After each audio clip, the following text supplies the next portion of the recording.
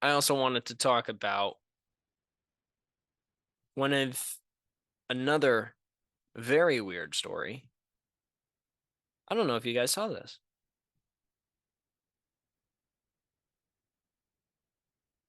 Tuvalu Digital Nation. So what happens when you search it up? Why this Pacific island has become the world's first digital country. Let's watch this video.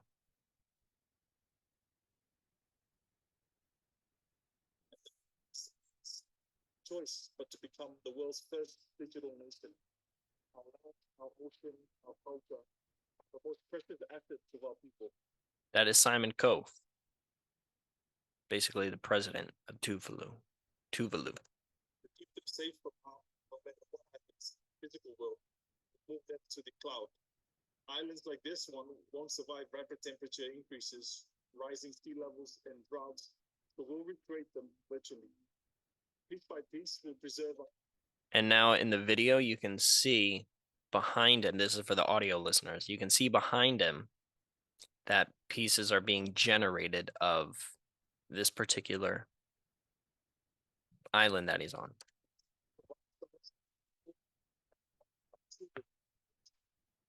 Home once was. Only concerted global effort can ensure that Tuvalu does not move permanently online, disappear forever from the physical plane. Without a global conscience, global commitment to our shared well-being, we may soon find the rest of the world turning us online.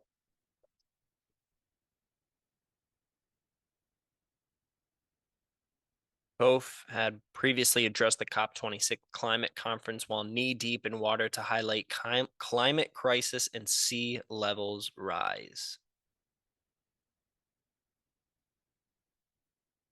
So what is this place? Tuvalu. Tuvalu. Tuvalu.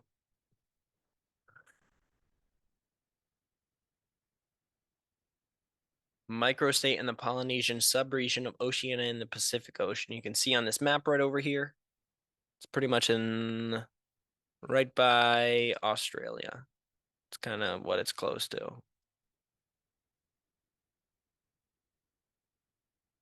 First inhabitants were Polynesians.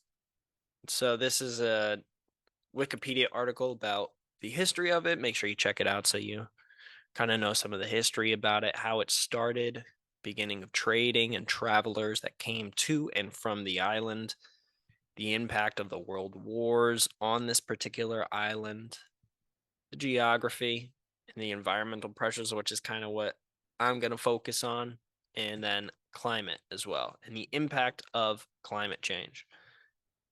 And to start off, I am not an expert when it comes to climate change or the weather whatsoever, which I think is not too difficult to gather from the content on this podcast. However, I'm just going to take the article at face value. So if they say climate change is real, climate change is real, according to this article. I'm not going to make any statements because I don't know. But wanted to preface that before we get into this. Tuvalu experiences two distinct seasons, a wet season from November to April and a dry season, May to October. Experiences the effects of El Nino and La Nina, which is caused by changes in ocean temperatures in the equatorial and central Pacific. El Nino increases the chance of tropical storms and cyclones. La Nina effects increase the chance of drought. So if you have both of those happening throughout the year, it's a little tough to live on that island. 200 to 400 millimeters, 8 to 16 inches of rainfall per month on the islands. Very, that seems like a lot of rain. Seems like a lot of rain. And now here we go to impact of climate change. So there is a climate change in Tuvalu article. Climate change in Tuvalu is particularly threatening for the long-term habitability of the island state of Tuvalu. This is because the average height of the island is less than 2 meters, 6.6 feet above sea level, with the highest point of one of the islands being about 4.6 or 15 feet above sea level. So on average, they're less than 7 feet above sea level. So if the sea level really starts to rise over more than a couple of feet, they're not going to be doing good. A lot of their infrastructure is going to be taken out. But that's the that's the key question. Is it going to happen? Some people would say yes, others would say no. I'm going to say I'm not sure. As low-lying islands lacking a surrounded shallow shelf, the community of Tuvalu are especially susceptible to changes in sea levels and undissipated storms. There were problems associated with the pre-1993 sea level records from Funafuti, which resulted in improvements in the recording technology to provide more reliable data for analysis. Tuvalu has adopted a national plan of action as the observable transformation over the last 10 showing how to change the sea levels. Okay, here we go. In November of 2022, Simon Kof, Minister for Justice, Communication and Foreign Affairs, proclaimed that in response to rising sea levels and the perceived failures by the outside worlds to combat global warming, the country would be uploading a virtual version of itself to the metaverse in an effort to preserve its history and culture. And that's where this video comes. He is stating the results of climate change that are already affecting this island. These are his words. The amount of climate change that is already affecting our island, that is already affecting our people, has forced us to become a digital nation. Now, what does that mean? That's what I'm trying to figure out. That's what I want to know. So let's go back. Let's check this out. Tuvalu Digital Nation. TheDrum.com. Why would they want to become a digital nation? Obviously, if you can't have a physical place for your country to be, the best course of action would be to have a digital one so it still stays there. This is that speech again. Tuvalu enlisted Accenture song-owned agency, the Monkeys and Collider, to co-create its presence in the metaverse, starting with its smallest island, Tiafuliku Islet. Project will catalog, map, record, and save historical documents, records of cultural family practice, family album, and traditional songs. The aim is to capture as much of the Tuvaluan island life as possible. So it's basically a server for this entire country where it's going to be daily life. You're just hanging out with people and you're chilling. I'm ready to go. All right, so that's not even a different article. The Monkeys have created a dedicated website showing the digital project's progress. All right, so let's see.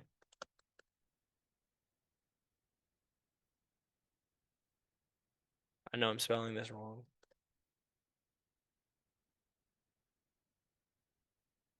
Tuvalu Island.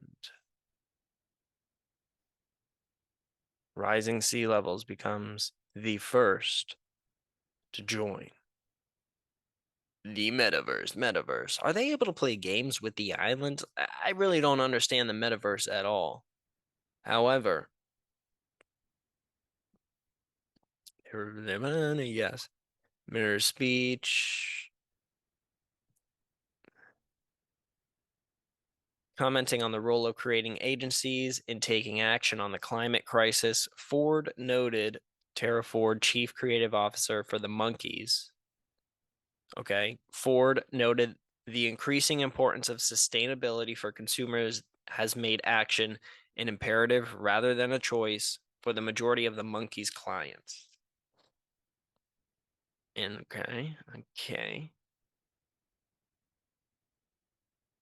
As creative problem solvers, we see our role as stretching the application of creative thinking to new problems and issues beyond the traditional scope of an advertising agency. Yeah, there was not really much that you could see. I mean, you think 10, 15, 20 years ago, they were not even thinking about a metaverse whatsoever. That was just a movie called The Matrix. This digital place where things existed in their own world, in their own reality. And there have been books written on digital spaces, the multiverse, now the metaverse is the first part of our country. So now upload, I don't even know what this save the real Tuvalu. Is this just a picture? This isn't the website. This is very helpful. All right. Film live at dedicated campaign. All right, let's go here. Let's go to the website. I want to see what the hell is going on with this thing. All right, let's go right here. Tuvalu.tv. Here we go. Rising sea levels will swallow Tuvalu in a matter of decades. What happens to a country without land? I don't know. You stop existing? Where will we call home? Yeah, that's an issue. There's the island. The first digital nation. Watch the COP27 address. We have already seen that. It's now uploading. So this is the island, I guess. This is the island that is digital. But see, like, is this island that I'm looking at right here, right now? 918. I don't know what any of this information means. It's not. It's 9:18 a.m. I don't know what any of this means. Obviously, these are coordinates up here. Save the real Tuvalu. Okay. Sign the Paris Agreement, illegally banning climate change. Limit global average temperature increase to. Okay. World needs to reduce greenhouse gas emissions by 45% by 2030. Instead, we're headed for an increase. As global temperatures rise, fires will rage, ice sheets will collapse, droughts will choke. Okay. This is right now. Yes. Okay. We must eliminate our country's reliance on fossil fuels and provide renewable energy infrastructure. Okay. Okay. We demand this action from our leaders, not just for Tuvalu's sake, but for everyone's. Save Tuvalu, save the world. Powered by do-gooder. Who is find your environment minister? I'm not gonna send that, but okay, so they got their message. Fascinating. What happens if their entire country goes under? What happens if their entire country is digital? Is there maybe, do you think there was maybe some pressure that was put on them by other governments around the world who are hoping to do some kind of digital land where part of their country is completely digital and it's a state-run metaverse? It's its own metaverse server that is controlled by the government. And those countries that are looking to do that reach out and say, hey, I think you guys are starting to lose your land because the ice caps are melting, climate change, all this and that. Sea levels are going to rise. over the next couple of decades, and your entire country is going to be underwater. So, how about you put forward this idea of having it be in the metaverse on your own server, on your own platform within the metaverse? Did Facebook reach out to them? Did they reach out to Facebook? I'm not sure. But, anyways, is there something sinister behind this? Is this the first step of other countries saying we're a small country. We only have a couple 100,000 people that live here. However, from now on, we will be a completely 100% digital world. Everything that is of property belongs to the digital space, to the metaverse server, and that server is owned by the government. Like, is that where this goes to? Or is this a great thing where people are able to have a digital space where they are able to interact with their government much more effectively and efficiently, or able to be in a digital space? And it's not like you have to drive down to the courthouse to meet with your local representative, or go down to the Republican place, or go down to the Democratic place and meet somebody there, talk to a receptionist, say, hey, I want to talk to this person. Okay, they're in a meeting right now. Okay. Maybe in a digital universe, maybe you're able to skip all that and speak to them directly. I don't know. I have no idea. But I do think